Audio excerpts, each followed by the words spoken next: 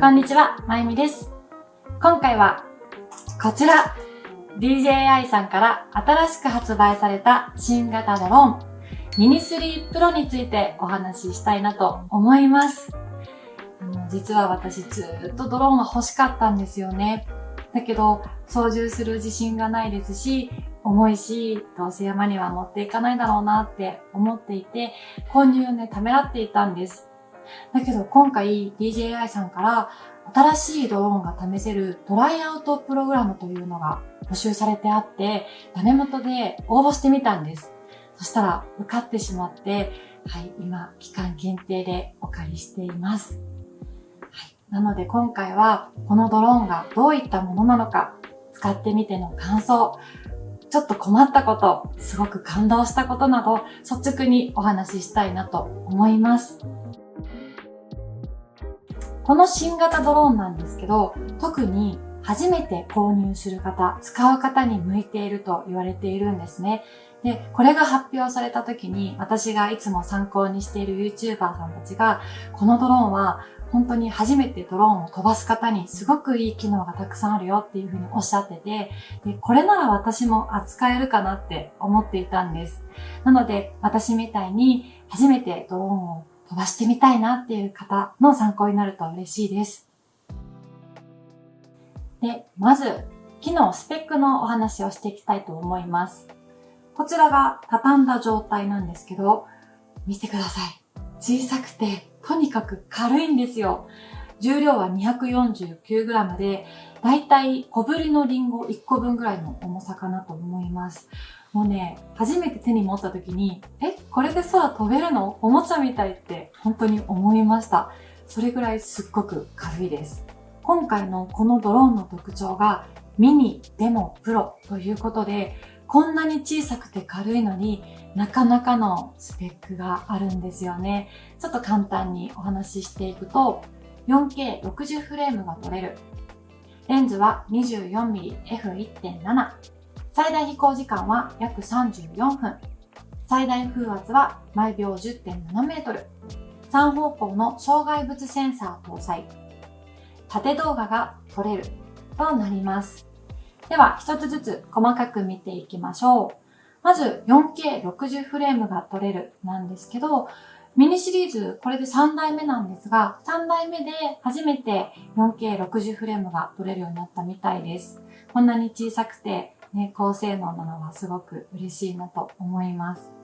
で、レンズは 24mm f1.7 になります。で、DJI さんの他のドローンは結構 F 値が 2.8 のものが多いなって思ったんですけど、このミニ3 Pro は F 値が 1.7 になるんですよね。なので、暗いところでも結構明るめに撮れるんじゃないかなと思います。今回ね、ちょっと暗いところで撮影していないので、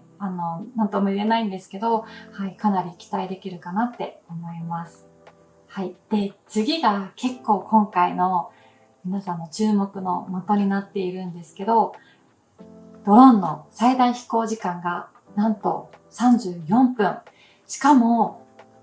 別売りのインテリジェントフライトバッテリーを使えば、なんと飛行時間が47分にもなるんですよね。これはね、かなりすごいなと思いました。このミニ3の1世代前のミニ2は、フライト時間が18分だったんですけど、これをつけると47分になるので、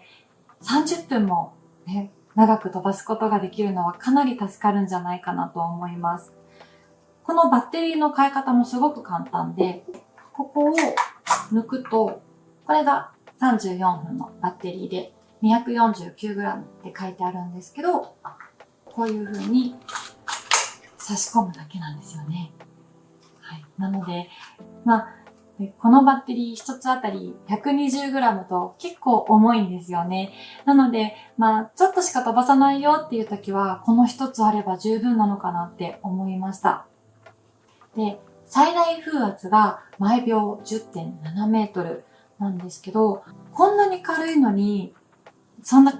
風耐えられるのって思ったんですけど、今回結構プロペラ、ここの部分が大きくなったり、設計でその風圧抵抗をすごく考えられて作られたりしているので、ちょっとした風でも飛ばすことができるようになったんですって。なので、ミニシリーズって風には弱いっていうイメージがあるんですけど、これは本当ミニでもプロということで、そのプロ並みの風圧抵抗があるみたいです。なので、山って結構ね、風が吹くので、そういうところではすごくいいんじゃないかなと思います。で、次は初心者の方にいい機能なんですけど、3方向障害物検知センサーというのがついているんです。これもミニシリーズは今までなかったんですけど、今回のミニ3 Pro からつくようになったみたいです。で、その3方向というのが、前がここ、後ろがここ、下がここの3箇所になります。なので、こういう風に障害物があった時にドローンがこう止まってくれたり、障害物を検知して避けてくれたりするそうなんですね。私はまだ使ったことがないんですけど、初心者の方でも安心して飛ばすことができるんじゃないかなと思います。で、次は縦動画に対応するようになりました。本当私も実際この間撮ってみたんですけど、このレンズが本当簡単にすぐ縦に向くんですよね。なので、ここ縦で撮りたいって思った時にすぐ撮れるんです。なので、最近 SNS では結構縦動画が主流となっているので、SNS にすぐ上げたいなっていう時に縦動画で撮ってそのままアップできるっていうのはいいなって思います。私も先日、縦動画で撮った動画を翌日すぐインスタグラムにアップすることができました。そういう風にね、手軽にアップできるのはすごくいいなと思います。なので、こんな感じで軽くてコンパクトなんですけど、性能はプロ並みという今回のドローンになります。次は実際の操作について簡単にお話ししたいなと思います。このドローンを飛ばすコントローラーがこちらになります。このコントローラー、モニターが大きいですよね。しかも明るくて見やすいので、すごく操作がしやすかったです。で、今まで携帯につなげてドローンを飛ばしている方をよく見ていたんですけど、それだと操作中に電話がかかってきてしまって、ちょっと困ってるっていう方は結構いたので、こういう風にモニターと操作画面が一体になっているのはすごくいいなって思いました。ただ、このコントローラーの重さが 382g と、なかなか重量はあるんですよね。このドローンよりも重くなっています。で、飛行するときは、この本体とコントローラーの電源ボタンを2回タップして電源を入れます。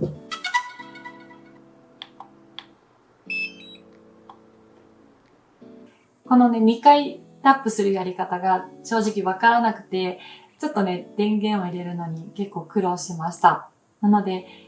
ちゃんとね、調べてから操作をしないとなと思いました。で、周りに何もいないことを確認して、ドローンから離れて離陸できますという表示が出て離陸することができます。で、石とかがあるとプロペラを傷つけてしまうので、この時は平らになるシートを敷きました。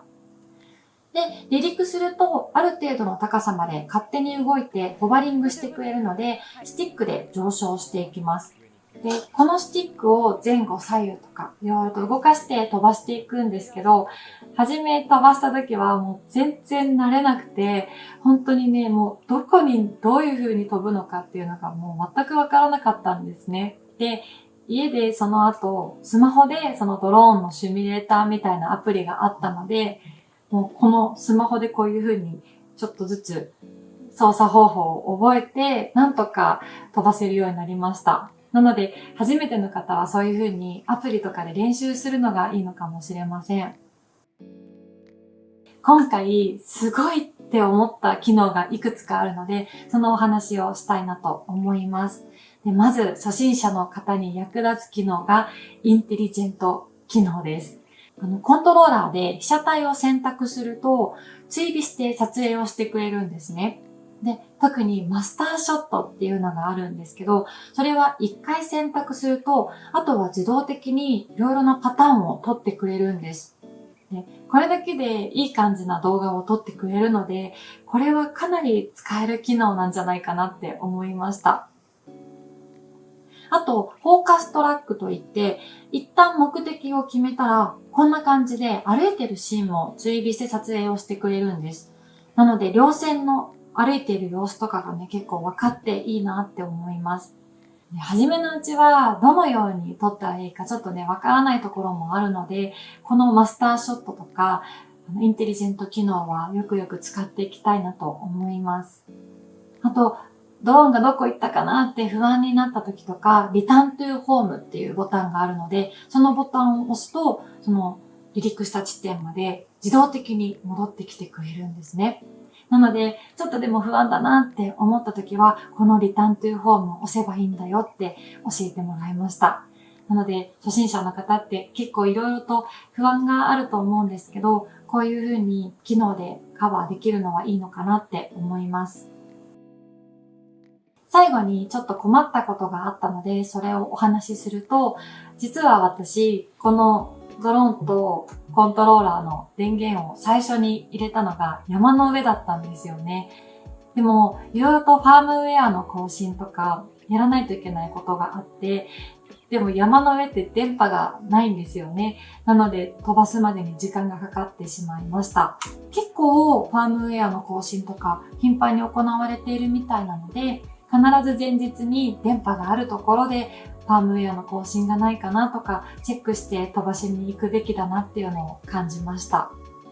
で、ちなみにドローンの航空法が今年から改正されまして、100g 以上のドローンは登録が必要となります。私もまだ借りているところなんですけど、機体登録とこのボディに機体シールを貼って飛ばしてきました。で、申請も結構難しいかなと思ったんですけど、意外と簡単にできて、しかも YouTube でその申請方法っていうのをアップしてあったりとかするので、それを見ながら申請するといいのかなって思います。ということで、今まで私が使ってみての感想などをお話ししてきました。私もまだ数回しか飛ばしていないので、かなり不安はあるんですけど、このドローンはとにかく軽いですし、電池の持ちもいいですし、あと自動的に撮ってくれる機能もあるので、本当に初心者の方には扱いやすいドローンなんじゃないかなと思いました。私も実際に飛ばしてみて、意外と簡単に操縦することができたので、これからもいっぱい飛ばして慣れて、また違った山の魅力をお届けできたらなと思います。とにかく操縦がすっごく楽しかったです。ということで、今回は DJI から新しく発売されたミニ3 Pro を使ってみての感想をお伝えしました。また次の動画でお会いしましょう。バイバーイ。